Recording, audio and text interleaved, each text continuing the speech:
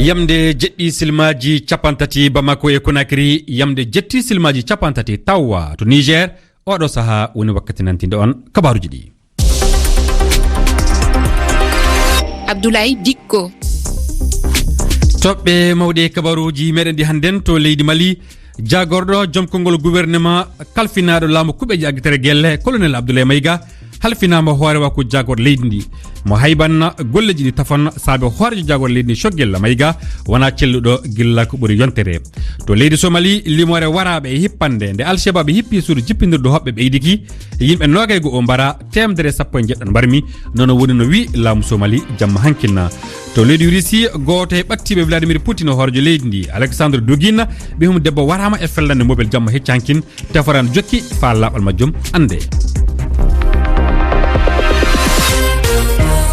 Handen yo altinere nogay e ɗiɗi lewru jettu ɓordu e hitande ujunaji ɗiɗi e nogay e ɗiɗi tedduɓe heeɗiɓe RFI fulfulde onon e jaam arane kabaruji ɗi to leydi Mali hoorejo laamu faddewu Mali colonel Assimi Goïta suɓiki colonel goɗɗo e lomtade tafan Choguel Kokala Maïga hoorejo gouvernement o Choguel mo wona celluɗo gilla ko ɓuuri yontere hankasen darde makko nde e tottama tafan colonel Abdoulaye Maïga gonɗo joni jagoɗo kalfinaɗo laamu kuɓeje e aggitere gelle joom konngol du gouvernement laamu faddewu ngu Minati Diallo asalimnama. Abdoulaye mi salmin mama mi jewti heɗiɓe jamma hankini woni ko kabaru majjum nantina e jeygal non jatin Abdoulaye ko secrétaire général suudu laamu Mali hokki o kabaru hanken e suudu télé mawdu leydi ndi ɗum woni ORTM kanko colonel Abdoulaye Maïga o goto e yimɓe ɓattiɓe hoorejo laamu hakkunde colonel Assimi Goïta e timmoɗe hitande ƴaɓɓire nde o laatike jagorɗo kalfinaɗo laamu e kuuɓeje aggitere gelle leydi ndi kañum e yettigol mo totama darde ɗum yettingol kabaruji gouvernement Mali colonel Abdoulaye Maïga mo duuɓi 4 ana andira e lebbi cakitiɗi ɗi nantinde kabaruji e alhaali mette walla luural gongal hakkunde Mali e France e yogay ɗi kabaruji ɗi mo nantini ana tawa hen yaltugol kono barkan e Mali kañum e dardugol Emmanuel Macron hoorejo France acca yidde marude leyɗe Afrique hono no wurno arande ni herta moya e Mali Abdoulaye e sariyaji laamu hakkunde ngu ko jagorɗo kalfinaɗo ndenagu colonel Sadio Camara hanno lontade Choguel Kokala Maïga e WCDN o jaɓali nangude nde darde hesere selli kasen ko nun koɓe ɗiɗon no laami Mali Assimi Goïta e ardagol leydi ndi colonel Abdoulaye Maïga e gouvernement Mali miccintinde Abdoulaye e hitande ujunaji ɗiɗi e nogay colonel MB ɓammino aadi tottude hooreyaku kañum e ardagol gouvernement leydi ndi civil en a jarama Minati Diallo fa hanto leydi Mali dental ngal pelle politique kewɗe tawa e muɗum kolli kulol mum en e alhaaliji goduɗi e leydi Mali hannden ngal dental nantini ɗum e windande e ko foti pelle sappo ana tawa e dental ngal e wiide pelle nokkuji ɗe fof ana tiiɗi e leydi Mali hannden kulol jaati ana woodi yalla gotu mbako Mali ana heddo to leydi Guinée e ton hoorejo jagorɗo kesso heɓama mo joƴƴinama asawere ƴaɓɓinde nde omo wiye Bernard Goumou mo duuɓi 44 hankasen kanko lomti Mohamed Beyavogi saabe wona celluɗo e leɗɗe goɗɗe woni ko tawa lamdul ɗi goni homo woni o gorko ko saabi somo suɓa mo tottande darde keɗoɗen na e yiyande Kabien Fofana tawi kotoɗo dawro ardiɗo ɗu gollude Guinée daranino jande politique omo e fandu haala Christelle Okelo jonnon Abdoulaye Diallo firti halaka e fulfulde. Il est plutôt perçu comme quelqu'un de ko karallo mo ɗuuɗa haala o ɗuuɗaka yeyde goɗɗi ɗin ko ɗoftiɗo kadi ɗum no tawa e sababuji e yiyande an waɗuɗi ha o suɓa ɗimmum ɗum kadi docteur Goumou ko mo Guinée forestiére eɗo sikki tan no tawa e ko waɗi Mamadi Doumbia suɓimo sabu ko farano ko goto e hoɗɗo e nder nokkure ngam ɓiɓɓe leydi ndin fof wawa tawede ka gouvernement tammum ɗum ko duuɓi makko ɗin sabu cukkaku makko gila hitande himo tawa kadi ka gouvernement haray Mamadi ɓurnomo andude ka golle ɗe o halfinaɗen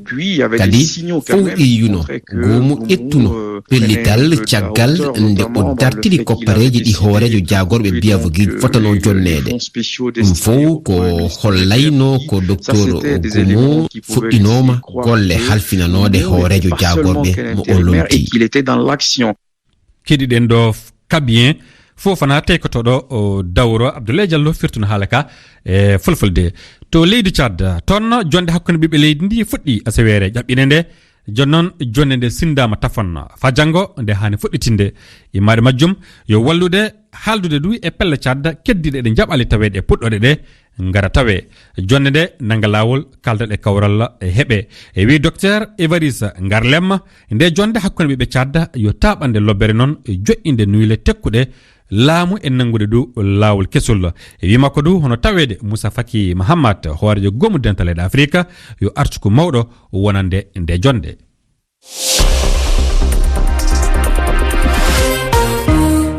To leydi Soudan ton hoorejo suudu saria na mbiyana ñaawirde mawdu addunaare ndu CPI Karim Kane ɗum procureur ndu suudu saria ana tawa e dawol na mbiyana yiltar to leydi Soudan gilla asawere ƴaɓɓine nde mo wonan ton ndu fa alkamisare warode joni nde omo hani yiidude e yoga e hooreɓe leydi ndi e yaade du e leydi diwal Darfour e noon woni no humpitiri e windande nde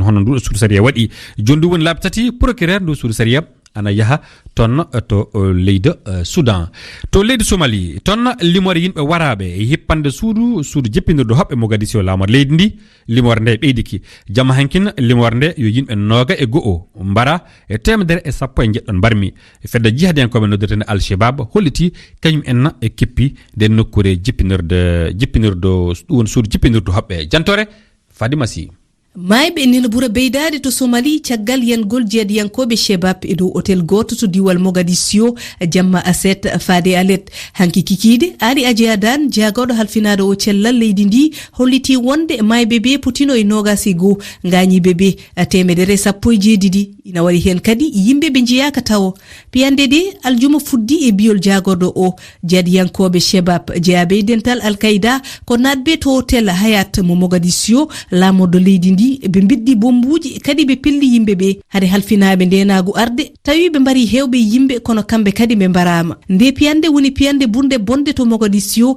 gila Hassan Cheikh Mahmoud ari e hoore leydi ndi e lewru jeegom yawtudu ndu Samira Gayid gardiɗo gomu wiyetengu Hiral Institute to Mogadiscio holliti wonde piyande nde ko neldal jeadiyankoɓe ɓe faade gornama keso o e leydele wallidiɓe mabɓe ko wayno Amérique, Angleterre, Turquie e dental leydele addunaru ndu ONU.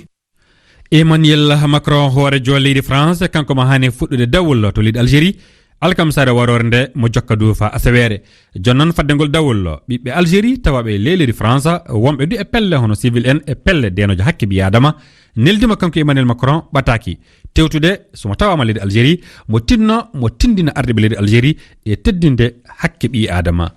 To leydi Russie ton goto e yimɓe ɓattiɓe hoorejo leydi ndi Vladimir Poutine ɓattiɓe ɗum e banggue hakkille e banggue miijo biyeteɗo Alexandre Dugin ɓihum debbo warama e fellande mobile muɗum jamma hecci hankinna e seraji Moscou lamorde leydi ndi e wiidu hono halfinaɓe teforde ene jokki fa laaɓal majjum e no ɗum waɗiri ɗum ande jantore Aïssa Sow. O debbo ene noto e inde Daria Dugina ɓiɗɗo e Alexandre Dugin on ko neɗɗo ɓattiɗo Vladimir Poutine ene wiyeni ko saldu mawndu e njangu Russie to Ukraine e wiide cimtol Daria Dugina daɗani e pettugol bombo e nder mobile mum wonande ɓattiɗomo o mobile ko baba makko jeeyi ene hasi taw ko kañum toɗɗano e ngunjangu Alexandre Dugin e ɓiyum tawtoronoma kolol aset boowal Moscou ɓe gostodiri mobilaji mabɓe e saha cakkitiɗo ko ɗum nantini jayde laamu ngu goomu jogiiɓe tefore nde kolliti ɗum koko heblano ko adi nden dondiɗo konngol gueɗe caggal leydi Russie nantini so tawi Ukraine ene jilla e ko kewi ko ɗum hollirta ko Kyiv ne waɗa kulyankaku laamu hilifaɓe Ukraine jeddi kala tumande ko faati e on alhaali. E kabaruji leydi Ukraine alane kengen hooreɓe ɗum woni mo Amérique mo France mo Allemagne mo Grande Bretagne jewtidi ɓe ndentidu ɓe gaɗi noddande fewde e Russie e Ukraine ɓe hooreɓe tewti Russie e Ukraine banggue fof tinno o reena seraji nokkure nucléaire Zaporizhia nokkure wonude e juuɗe kono Russie gilla jonte kurɗe hannden e ɗeɗo ñalaɗe ƴaɓɓide joni nde fof e saraji ndeɗo nokkure bomboji woni ko paɗɗete bomboyruɗe banggue fof heddi e tumade banggue goɗɗo e sabade ɗum e wiɓeɗo hooreɓe ndeɗo nokkure ana hanni hawjede nde wonno so bonana waɗi toon e leyɗe ɗe fof matanna torra majjuma